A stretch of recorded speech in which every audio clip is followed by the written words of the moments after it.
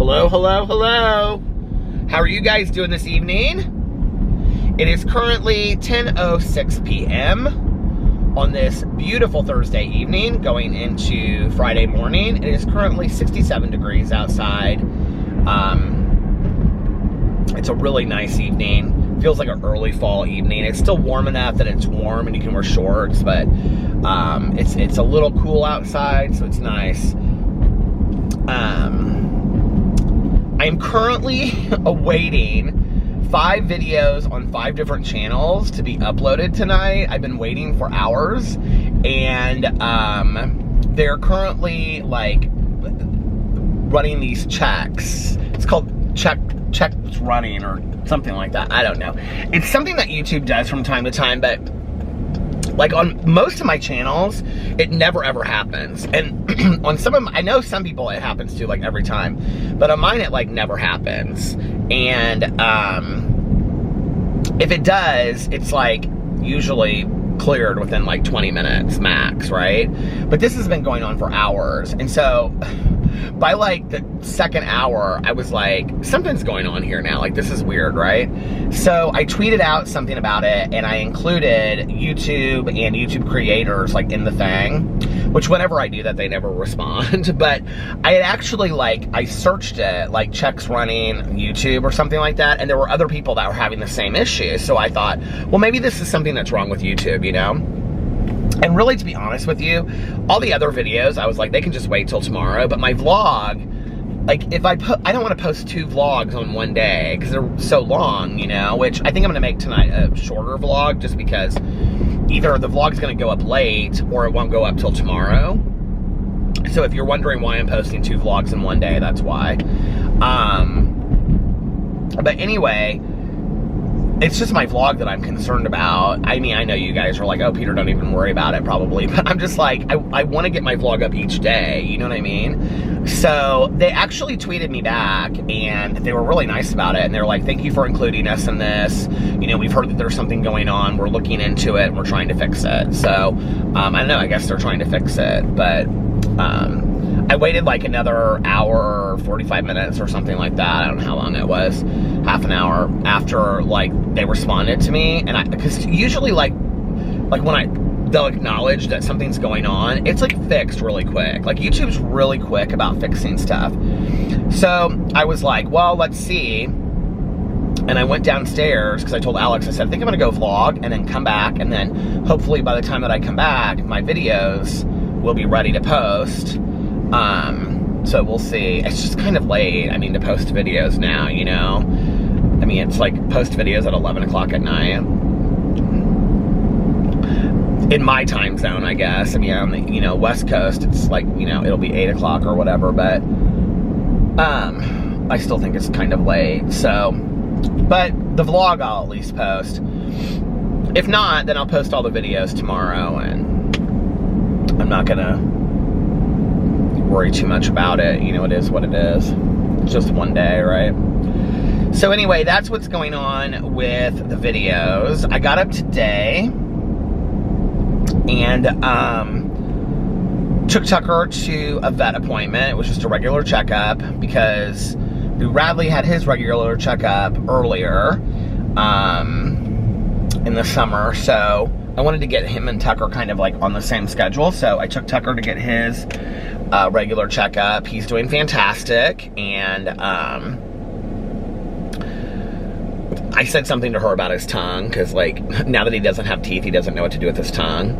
And our vet's so sweet, and she's like, I think his tongue looks fantastic. And she was so cute about it. And so anyway, but she had found maybe like a year ago that Tucker has a heart murmur.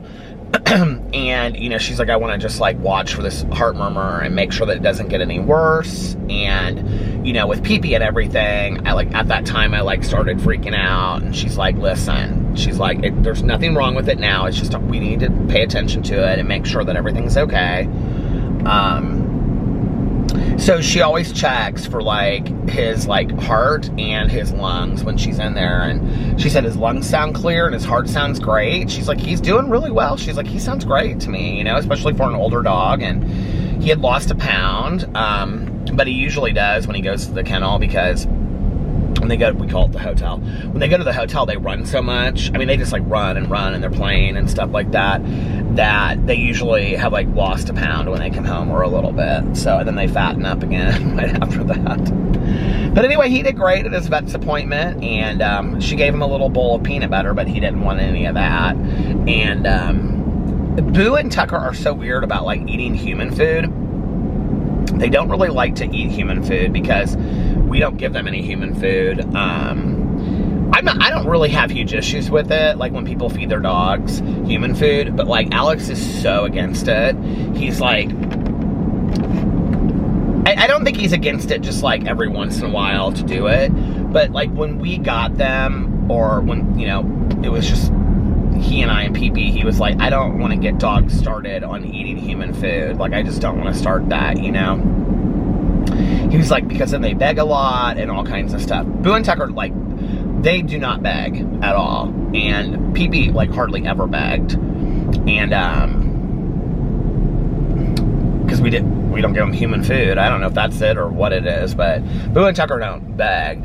And like, even if we're like eating, like I've tried to give them like little carrots or apples before. Like today at the vet, like she tried to give him peanut butter, and he wouldn't even lick the bowl of peanut butter, you know? So I don't know. But then of course I'm like, okay, well, when we have to give him medicine, if we ever have to give him medicine, we know peanut butter won't work, you know? So, but I did that, and then I took him home, and then I went back out, and well, first I like trimmed my beard and shaved around here, and trimmed my fingernails and stuff. I was in the gas station last night. Was it last night that I went in there with Tanya Jean? Was it last night, or was it the night before?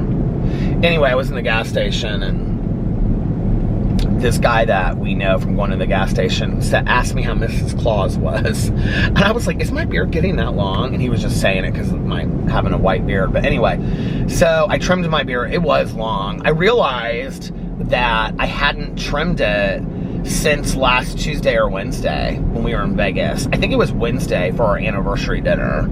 I hadn't trimmed it. So it was really long. So I trimmed my beard and trimmed my nails, cut my nails, and then I went to Crumble Cookies and did a review of Crumble Cookies, which was really fun. The cookies this week, they weren't like super exciting or different cookies, but they were really good. Like this cookie dough cookie that they had, like I had Alex try it tonight too, and he was like, that is really good. It was like this brown sugar cookie, and it was delicious.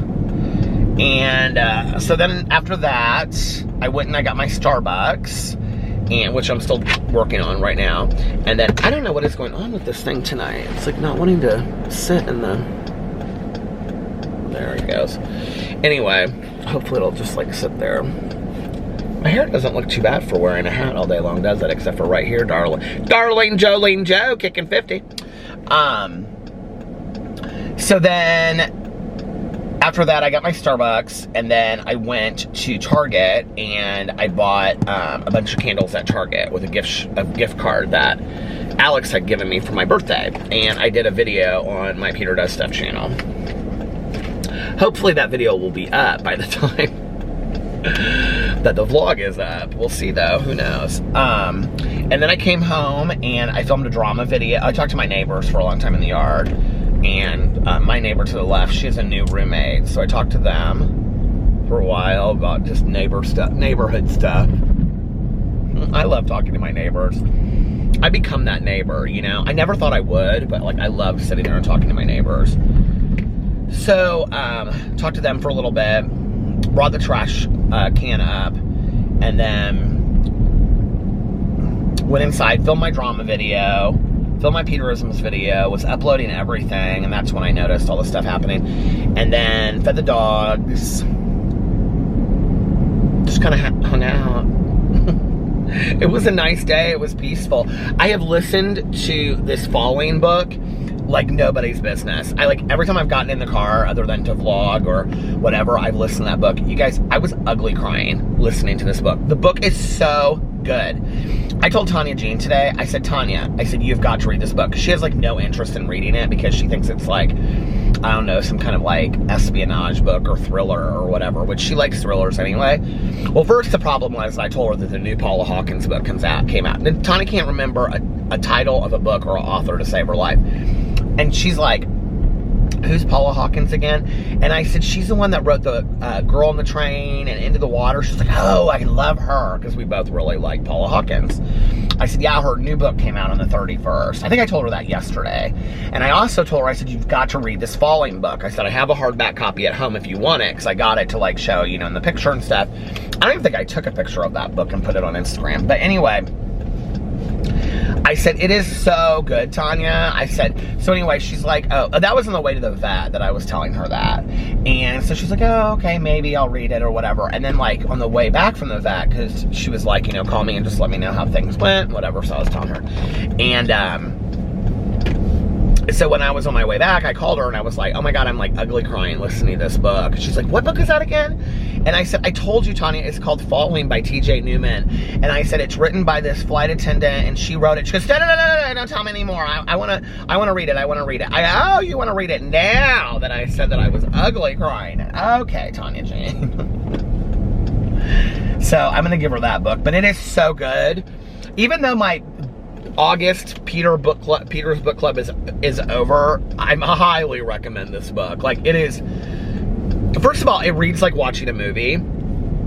It is unbelievable, you guys. It is probably one of the best books I've read in the last year or two. It's super hot, fast-paced. It's about this pilot, and he has a wife and a son that's 10 and a daughter that's like 10 months old. And it's just him going to work in the morning to fly this plane from Los Angeles to New York, to John F. Kennedy Airport. And his family is taken, they're kidnapped and taken hostage. Well, they're taken hostage. And the pilot is told that he can either crash the plane or they're going to kill his wife and kids. And but it's so much more than that, because like the flight attendants get involved. It's just like, it is so good, you guys. It's so good. There's this flight attendant that's like part of the book, and her name is Jo, and she's like my favorite character in the book, and she's just like, I don't know, I just love her so much. And it's just a really, really good book. But yeah, like, if they don't make this into a movie, I don't know what book should be, because like, I totally see this as a movie. And I love that this flight attendant, she was like a flight attendant for like 10 years. She like wrote this back and forth like on that flight.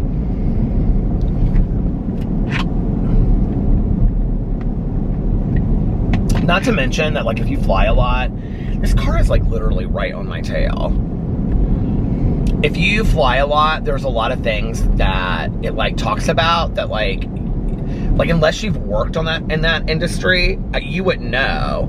Like, one of the things that's interesting to me is that like, so the pilots do this like prepping thing, and then when the flight takes off, like as they fly over like every city, it's like a bing goes off, and so they like check in basically with every airport as they go through. I guess is how it was explained in the book. But the thing that wasn't what was interesting to me. What was interesting to me was that like, because like the pilot is like talks like, I mean, it's not in first person, but like anyway, it talks about the pilot, and so he's like, as he's looking at like the rest of like the they call them souls on a plane too. They don't call them like passengers. They call them souls, which is interesting. I don't know if that's true or not, but like that's interesting.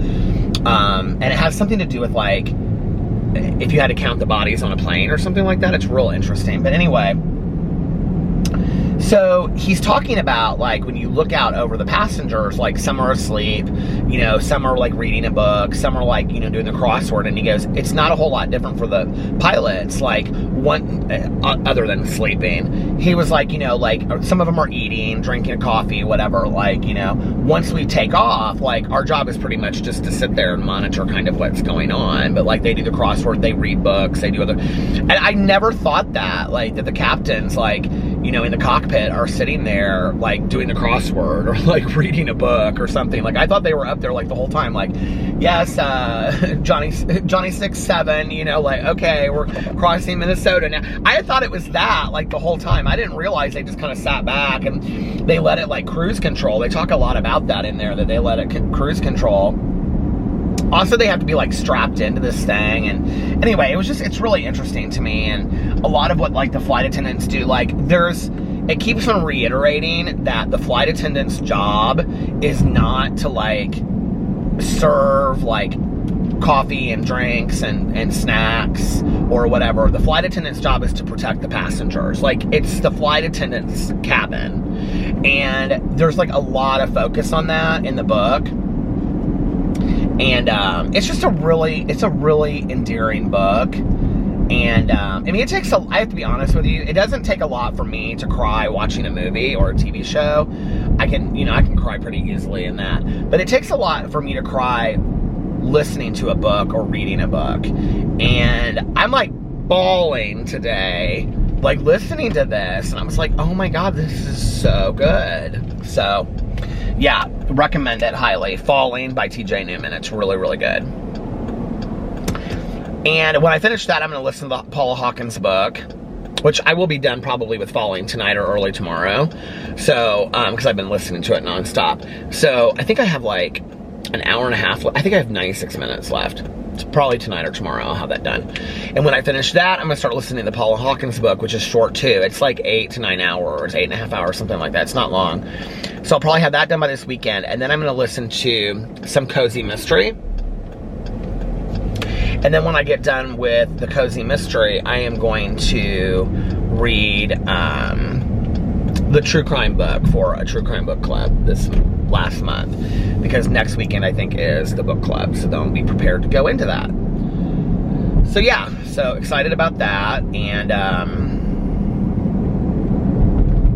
I love when I have all these books that I'm excited about, and I have like 5 or 6 other books that I'm like really excited about reading. There's another book that like I pre-ordered that it came through. I can't remember what it was, but I get really My Heart is a Chainsaw. It's supposed to be very similar to Final Girl, the Final Girl support group, or Final Girls by Riley Sager. It's another one of those books about like Final Girls, and it just came out and I pre-ordered it. It's called My Heart is a Chainsaw. I don't know anything other than that about it, but it's supposed to be really, really good. I might actually save that for October. Maybe I should make that my October book for Peter's Book Club. I don't know, we'll see.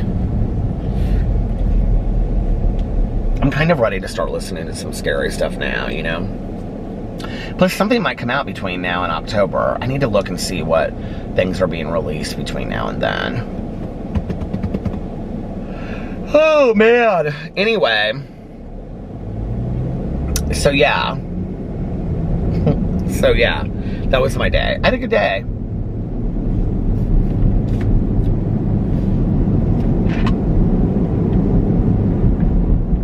You know, I've been talking about this on my Peterisms channel lately, but it's like, I used to talk about it on here all the time. I always play with a straw like this, look.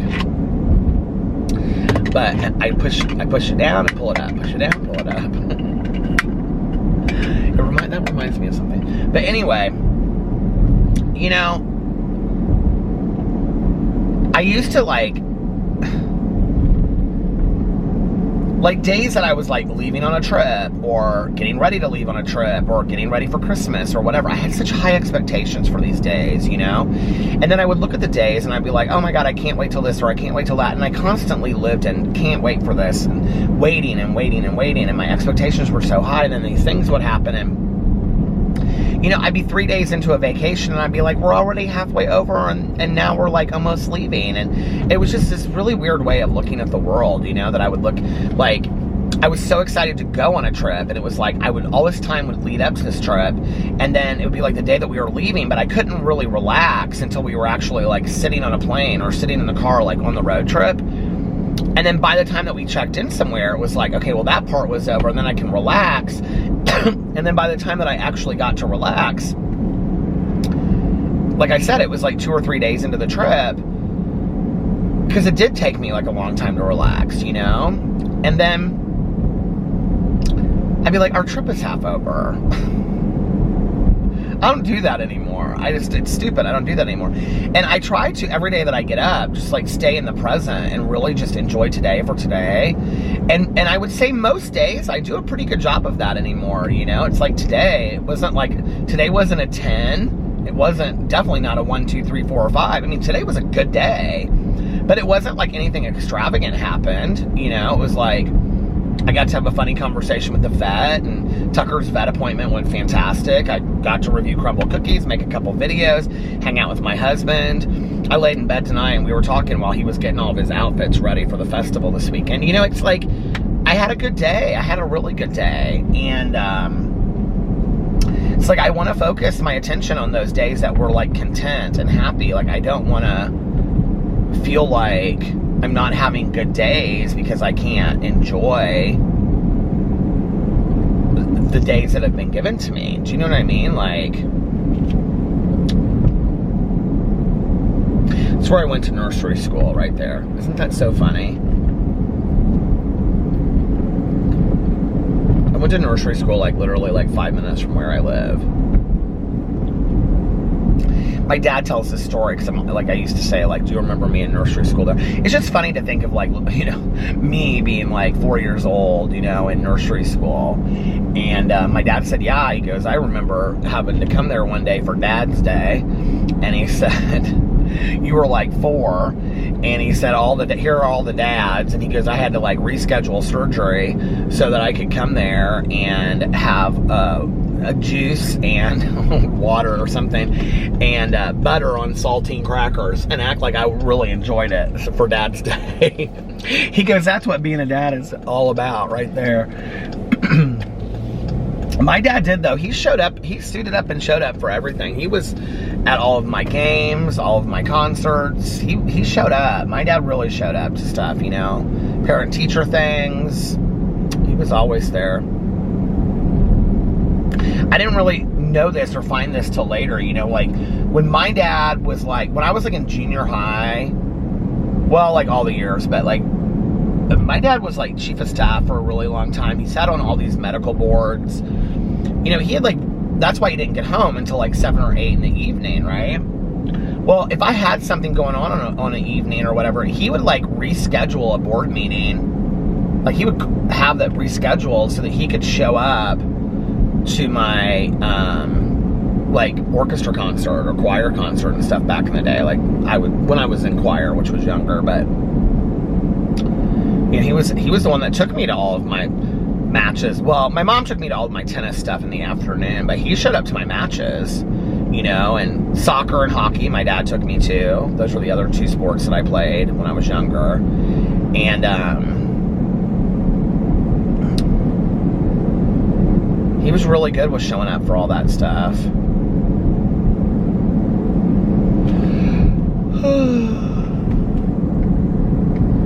My dad has this funny story that when I was playing hockey, you had to go buy all this stuff, right? He took me to all this stuff because it was really early. Hockey was at like 6 o'clock in the morning on a Saturday, and he would come over and pick me up from my mom's house. But I remember my mom took me to the banquet because I can remember my team was the North Stars. And like I didn't want to play hockey. Like I played it because like some friend of my dad's kid played it, and so my dad was like, if you'd like to play hockey, you could play it. And I was like, okay, I think I'll play hockey. And then I played it and I didn't want to play it. And like I was like, all the kids, because I was so bad, I was starting like 2 years later than everybody else. So I was like bigger than all the kids, so they made me the goalie and I hated it. And so anyway, of course I didn't get along with it. I mean, it was the same story as my whole life. Like I didn't have any friends on the team. Nobody was nice to me, whatever. But there was something about the banquet, I don't know, because my mom said on the way home, I started crying and I said, I'll never see my North Stars again. I mean, I don't remember that, but I did get a little trophy. This little green trophy. I don't know why I remember that it was green. It sat on my bookshelf forever when I was growing up. I think that's why I remember that. Soccer, I don't really remember a whole lot about soccer. I think I played soccer because Caroline played soccer. But tennis was my thing. Like, I was at tennis, like, every day.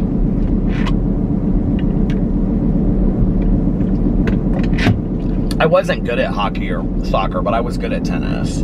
That was the other thing, you know. I think it was like, I wasn't super excited about playing those other things because I really wasn't that good at it. And so, yeah, I don't really remember a whole lot about soccer. I think like hockey, I played 1 season. Soccer, I played like 1 season. Tennis, I played every year.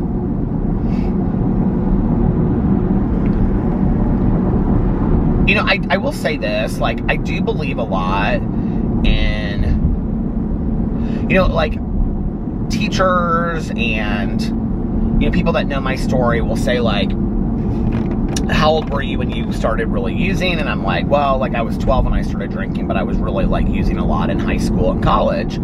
And so they're like, you know, they'll ask me, do you think that, like, if you're involved in more stuff, it makes a difference? And I've really thought a lot about that through the years, you know, and I really do believe, had I been more active and stuff, like, had I played tennis all through high school, because I didn't, I stopped. I was done. After 1 year playing high school tennis, I was 9th grade, and they, like, recruited me to play varsity tennis, and after, I just was done. I just was like, I hated it. I hated playing with the people. I don't even really know how to explain it, but, like, they just were, I just didn't like it. And,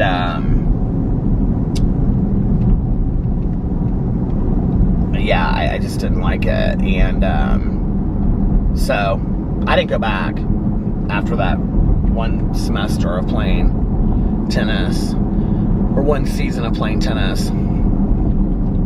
And I probably could have lettered in it, you know, if I really would have stuck with it. But it didn't mean anything to me. I didn't care. And I didn't like any of the people that I played with. I didn't like any of the people on the team. They were mean to me. They were rude, you know. And, I mean, it wasn't like they needed me. I think my high school was #1 in tennis, like, every year that I was there. Is it out of focus? But I stopped playing after 9th grade. I didn't play in a league anymore. I just stopped, completely stopped playing tennis. And I wasn't involved in anything. I wasn't in any clubs. I was in orchestra in high school, but that was like 1 hour a day. Like, that was a class that I took. And then, you know, like, we had concerts, like, seasonally. And then my senior year, we took, like, a big trip to Florida. But other than that, and my friends that were in orchestra that I hung out with, like, we all hung out and partied together. You know, there was, like, I had 2 friends that I have 2 good, one of my friends played saxophone and clarinet in orchestra, and the other one was percussionist, and then they were both in band, and the 3 of us were, like, friends and punk rock and stuff, and we always hung out together. And I am thankful for orchestra for a couple reasons. Like, I was a horrible, horrible violinist. Like, I never took it home. I never practiced. I never really even knew what I did. I look back on that. Like, we won state, and I'm like, how did we win state when I didn't even know what I was playing? Like, I don't even know that I knew what I was doing. And, but, you know, my teacher for that class was so nice. And I think he knew I wasn't invested in orchestra, but it was a safe place for me. You know, I had been playing in orchestra since 6th grade. And, he just was really supportive of me. He always made me feel loved. He always made me feel like I mattered. And there weren't a lot of places in high school that I felt that way. And he just was like kind of a grandpa kind of type guy. And he was really fantastic. You know, he really was. And he didn't put up with a lot of crap from people. And, so it wasn't like I got any special treatment or anything. But I think, you know, I don't know. I look back and he probably thought, you know, here's this gay kid that's misunderstood, and, you know, like, maybe this is a safe place for him. Because we would hang out, like, in the orchestra room and stuff like that. He was just such a nice guy.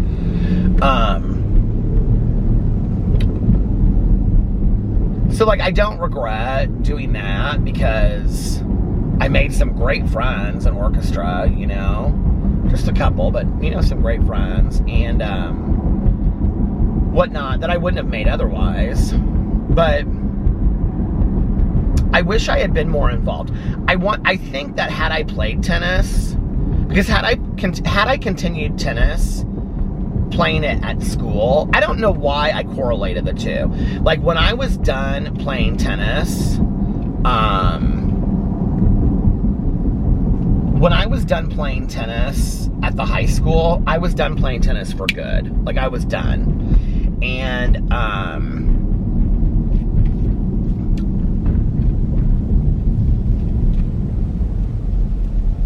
It's just this weird story. It's just a weird story. To be honest with you, I don't even really remember all the specifics about it. All I know is that I was playing and the kids were giving me a really hard time. And you know, like, it stopped, okay. When you play tennis like in a league or you play tennis professionally, people don't shout stuff on the side, okay? I mean, it's so highly inappropriate and you're just like, you're trained to not do that. I mean, there's like etiquette that goes along with tennis, right? Well, when I played for the high school team, it wasn't like that. And it was like, you know, like I'd miss a shot and they'd be like, come on, cussing me out on the side and be like, you missed the effing shot and whatever. And I can remember my dad even said to me, because he could tell it got to me. And he was like, you know what, Peter? He was like, that's not how you were taught to play. You don't play that way. And so it was like several games in, or several matches in over the course of a period of time. And I just, every time, I would deal with it, you know? And he knew, my dad, because he was there for my matches, he knew that it frustrated me. And then there was a situation where I like threw the racket. I was like, I had it. I was like, I'm done. Like, I don't even care anymore. I'll walk off this court and I'll never play tennis again. And I threw my racket. Well, you don't do that. And my dad, I mean, if you watch tennis back in the day, like John McEnroe, you don't throw your racket, you know? And my dad came down and he was like, go fault the game. And I was like, what? And he was like, go fault the game. And I knew they were going to let me have it if I did, and I did it, because that's what I was taught to do, and that's what my dad told me to do. Because he was like, you know, there's no bad sportsmanship. And I walked off that court that day, and I never played tennis again. The next time, I think that I may have played with my mom some, from time to time, I think. But like really, the next time that I picked up a racket was like 2 summers ago with Alex. And what was so funny was I was like, still played the same way that I did all the way back then. I really regret that, you know, like that's probably, like I say, like I'm somebody that, when people say they don't have any regrets, I have regrets. I wish I would have stuck with tennis. I don't know why I correlated, like I didn't like playing for the high school team. And I don't know if that experience is just unique to me or if other people have had similar experiences. Like I know like there's a lot of people that play like rugby and soccer and lacrosse and they play in leagues. I don't know if it translates the same way, but like playing league tennis to going then and play like with a private coach and then going and playing in high school were literally like night to day. I mean, night and day. It was so completely different. I don't even really know how to explain. I hated it from the beginning, but I also felt like since I committed myself to it, I couldn't just like walk away. I think that match was like I think it was like maybe one of the last matches of the season or something. I can't remember, but anyway, and they did get upset about it afterwards, but I didn't want to play with a coach anymore either. I just was done with tennis. I don't even know what it was at that point. I just was like, I'm done with it. You know, I think the other thing was, like, I had trained for tennis for so long that, like, tennis, like, was, like, bigger than anything else for me for so long. I mean, it was literally 5-6 nights a week, you know, or 5 nights a week and then Saturdays or something. Like, I played tennis, like, my entire life, and my parents didn't force me to. Like, I did it because I wanted to. I mean, maybe when I was younger, they got me in lessons and stuff like that. But by the time I was, like, 6 or 7, like, I was the one that was wanting to play. Like, I loved it. I still love tennis, you know. I don't follow it anymore. I was talking to my friend Valerie, because she loves to watch tennis. My dad and my stepmom still love to watch tennis, and my mom watched tennis up to the day that she died, and so did my aunt and uncle. And, you know, I just come from a big tennis family, but I don't know anybody that plays anymore, you know, like nobody. You know, those Williams sisters, do they still play? Like, I mean, I don't know anybody that plays tennis anymore. I don't know anybody. If I watched a tennis match like the US Open or Wimbledon, I would be completely lost, or the French Open. I would have no idea, Australian Open, I would have no idea who these people are that are playing, you know? So, but I miss it. I really do. Sometimes it was fun. I loved playing it. But I think at that time I was also just like worn out from it. It's like I had been doing it for so long. It was just like, I don't know, it was just done. But I think that had I in high school been involved in some kind of sport and some kind of club, You know, like, I think if my parents had said to me, you're going to play a sport, I don't care what sport it is, but you're going to play a sport to stay active, because I think it's important to be active anyway, you know? Or you're going to go work out or do weightlifting or run or something, but you're going to do something to stay active. But I think had they said to me, you're going to be in some sport, whether it's league sport or whether it's playing for the high school, you're going to do some sport and you're going to do some club or be involved in something, whether it's taking photography at the art league or being in a club at school, but you're going to be involved in something. I think had they pushed that a little harder, I don't know that at that time, I think maybe probably down the road my addiction would have gotten worse, but I think at that time, like, I think the more involved you are in things, I think the harder it is to, for your life to fall apart a little bit. I don't know, maybe I'm wrong, you know, but I don't blame them for that. I mean, they did the best that they can, you know, but I just think that, like, I don't know, had I been more involved in stuff, I think,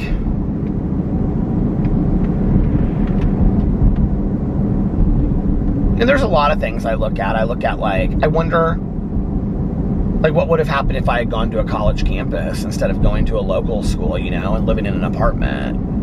I don't think living in an apartment helped by any means, but at the same time, because I had so much freedom, but at the same time, I loved going to a city school where I was in there with people that were 50 and, you know, going back to school and people my own age, people from the country, people from the city, people that were on their own paying for college. You know, it was like people that were, you know, working 2 jobs, people that had kids. It was like, I was getting an experience that, like, it seemed like my other friends weren't getting that were on a college campus, you know, because even though, like, my friends, like, at Indiana University that were living down there all became, like, complete hippies and stuff, it was like, they still to some degree were living kind of a sheltered life, and I kind of came out of that really quick my first year in college. But I sometimes wonder what would have happened had I gone to, you know, a college campus. I mean, I truly believe that I was born an addict and an alcoholic. I truly believe that I'm in the predisposition for addiction. At least when it comes to me, I believe that I was predisposed to be an alcoholic and an addict and alcoholic and addict, whatever. And so if that's the case, it would have come out at some point. And then I wonder, would it have come out while I was on a college campus? Like, would it have, like, gotten so ugly that that's when it would have, like, you know, because that's when it happened here. So would I have failed out of a college campus? Would I have had to come home when my parents have found out quicker that things were really bad? Because to some degree, I did do an okay job kind of hiding things from them once I wasn't living at home anymore, at least from my mother. But she was, like, in her own active addiction or active alcoholism. So, you know, she wasn't really looking for it. But I don't know. Or would I have never come down this road to begin with? Here's the thing. That in junior high and high school, I was already headed on the journey of long-term addiction, you know, hardcore addiction. So I can't imagine that going to a college campus would have changed that a whole lot. And the reality is it could have just gotten 10 times worse, too, you know? Who knows?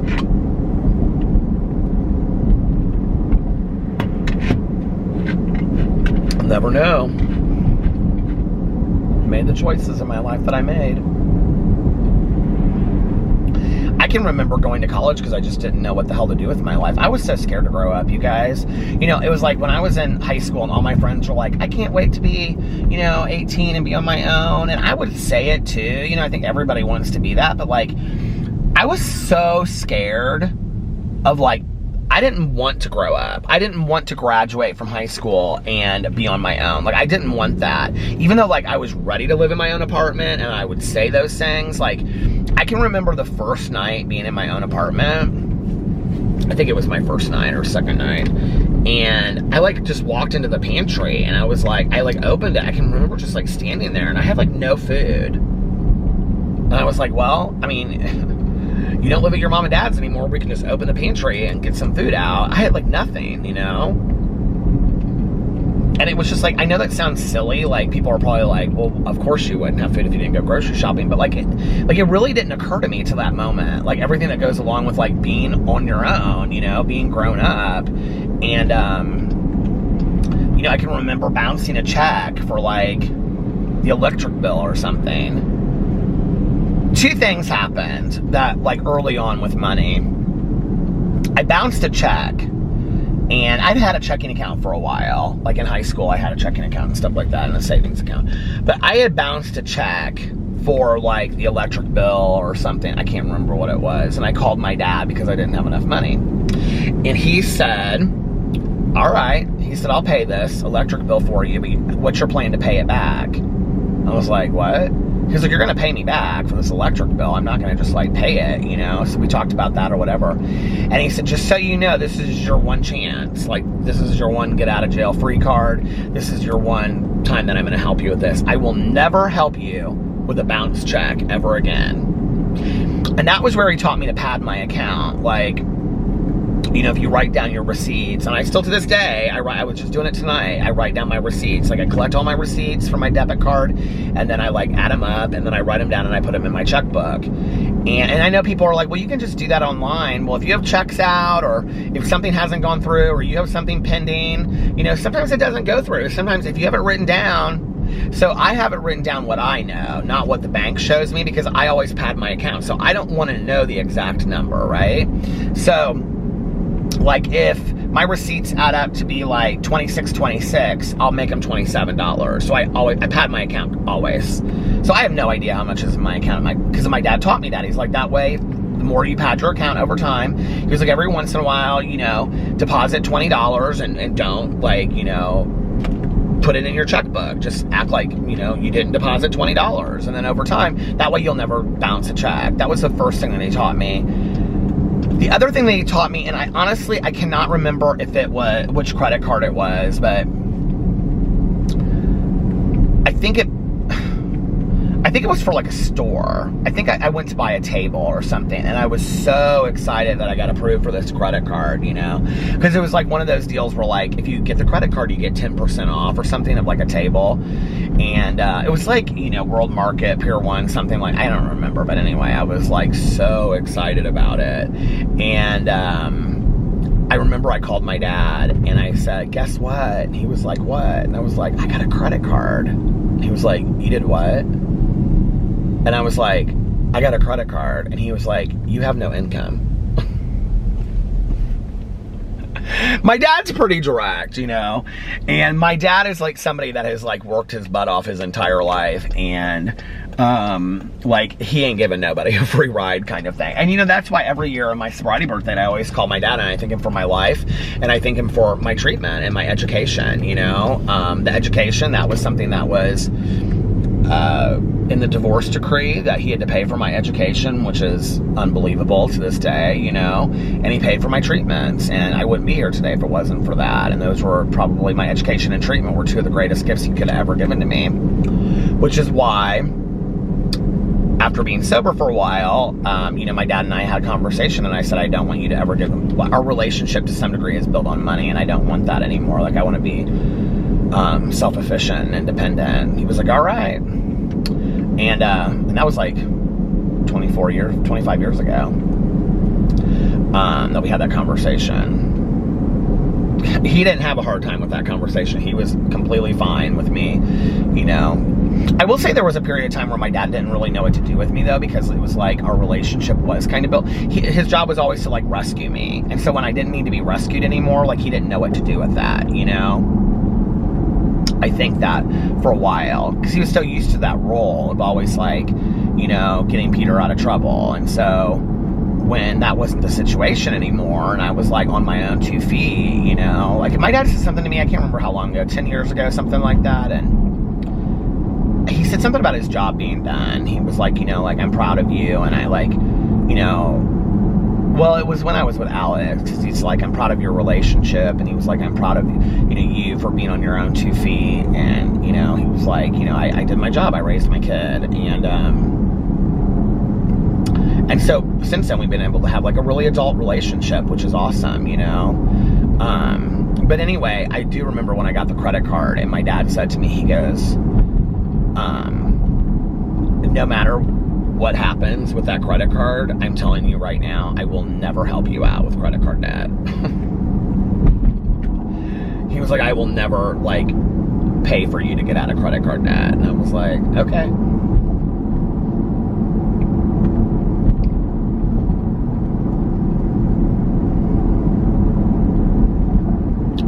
has stuck to that. So, you know, and I think credit card, you know, my dad is of the belief, if you don't have cash to pay for something, you don't have the money to pay for it. You know, it's like my dad, like being out of debt to my dad is like no car payment, no house payment, no credit card debt. What I mean, like that is out of debt to my dad. Like my dad is like, you can't say you're out of debt if you have like a mortgage. And I'm like, but Dad, everybody has a mortgage. He's like, you're in debt then, you know, like, you know, and you don't have the money to be going to do this and do that and do this and whatever, you know. And like he really truly believes that. My dad's not, and my dad has some nice things, and he has a beautiful house and he has a beautiful car and whatever, but like he's not somebody that's like a big spendthrift. Like he never has been. You know, we traveled very nice when I was growing up and stuff like that. But other than that, my dad's just not somebody that's like, he just doesn't care about that kind of stuff. He never has. He likes to sit on the back porch and be with his dog and, you know, watch the squirrels and he could literally sit there and watch the hummingbirds for hours. You know, or would look at through his binoculars. He reads like 4 papers every day. He's like so intellectual and reads all these books about topics that I don't know anything about. He and Alex just talk for hours and hours about this, all kinds of just stuff that I would never even want to know anything about. And I got my sense of humor from my dad.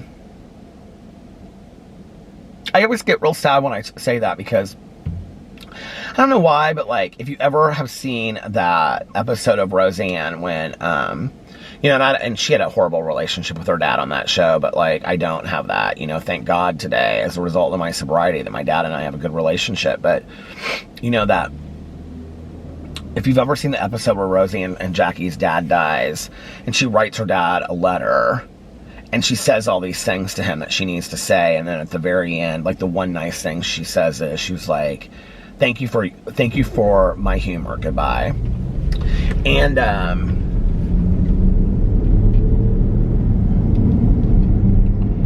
you know, whenever I get comments from people, you know, my videos, and they're like, "You're so funny. Thank you for your humor and stuff." I'm like, I get it from my dad. Like, my dad is one of the most hilarious people that I've ever met. I mean, like, everybody says that about him. They're like, well, first of all, my dad and I have very similar eyes.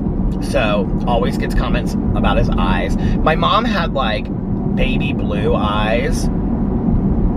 Like a baby blue egg, you know? And then my dad has, like, blue steel eyes. And I'm somewhere in between. And, so people always say stuff about his eyes. And they always say stuff about... They'll say, like, they always... I mean, everywhere I've ever gone in my life, people are like, your dad is, like, such a good man. Like, he is such a good man. And then they always say, your dad is so funny. Your dad is the funniest man I've ever met. Your dad is the funniest guy. Oh my God, he has been so funny. If you knew what he did in college, if you knew what he did here, oh my God, we love your dad. He's so funny. And, you know, he is funny. But I will say that my dad, like, if you're close to my dad, you are definitely material to be used for his jokes. You know, whether that's about, you know, whatever. I mean, he's always good for telling a funny story about me if somehow I messed up my life or did something funny. My dad's joking and his humor is somewhat based in cynicism and sarcasm. But I will say this, and he's taught me this in my life, because he used to say it to me all the time. He doesn't take things too seriously. You know, my dad, when I say things like it's just not that deep, that's my dad all the way. My mom would say, yes, it is. Everything is that deep. My mom believed everything was so deep, you know. But my dad would not say that. He would say, it's just not that deep. Don't take yourself too seriously, you know. Enjoy your time around the sun and do your best. You're not going to be a perfect example of anything in this world, you know. Just do your best. It's all that anybody can ask of you.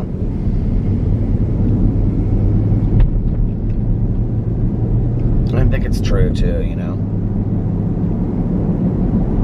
Have I almost talked for an hour? Am I almost I'm like almost like at 50 minutes or something. Oh my God, I didn't even realize it. I hope I go home And I had no idea what I was going to talk about today. That's so weird that I was talking about my dad.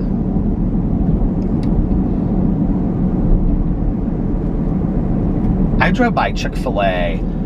What time was it? It would have been after they were open. Oh God, it couldn't have been that late.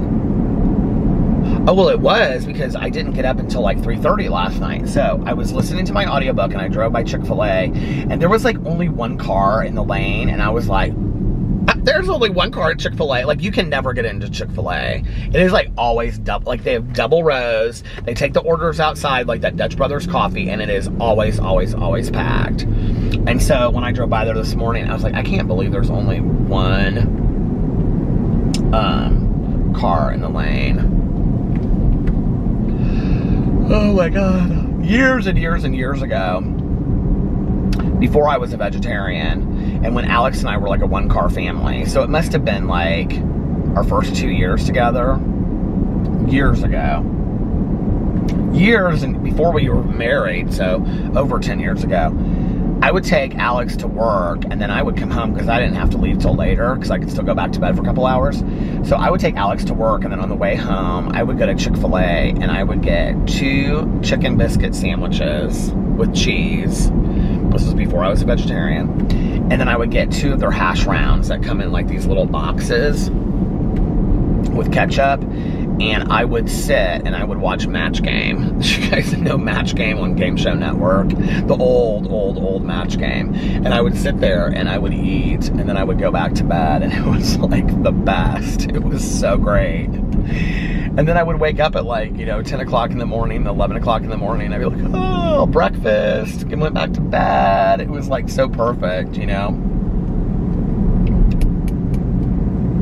I think every fast food place should have like vegetarian options for, breakfast, lunch, dinner, or for everything, And not just like apple slices and milk either, Somebody said on my video, my review video that I did yesterday, I must have said milk, and they said something like I say milk, like milk, M-E-L-K. But then they said that they were from Virginia, so milk in Virginia has 4 syllables or something like that. I didn't really understand the comment, but it was so funny. But, I don't, like, do you guys think I sound funny from being from Indiana? I know I sound nasally and stuff like that, outside of sounding like a valley girl, that's not what I'm talking about. I'm talking about, like, specific to being from Indiana. People usually, like, that are not from, like, here, they'll guess me from being, like, from Chicago or whatever. They'll be like, you sound like you're from Chicago. And I'm like, oh, okay. I don't know what that means, really. I always thought people from Chicago and Indiana probably sound very similar. And then what's really funny is when I get comments from people and they're like, oh my God, you have such a Southern accent. And I'm like, do I? I know I can get a little Southern sometimes, but I didn't realize I had such a Southern accent, Anyway, all right, you guys, listen, I'm going to get off here now, and I am going to go home, and hopefully, fingers crossed, that, fingers crossed, 2 fingers, 4 fingers crossed, 2 fingers on each hand. Hopefully, my videos are ready to be posted, and everything is ready to go. Green light all the way. So I'm gonna get off here now. I hope, if nobody else has told you this today, I love you. I hope that you guys are having a magically amazing Friday. Thank God it's Friday. Thank God it's Friday. And happy TGIF and the beginning of your weekend. Do you have exciting plans for your weekend? Put it in the comment section below. Let me know what you're gonna do. And I love you guys, and I will see you tomorrow. Bye. Love ya! And for anybody out there that needs to hear it, you know how it goes. You know what it is. One more, I love you. I love you guys, and I'll see you tomorrow. Bye. Love ya!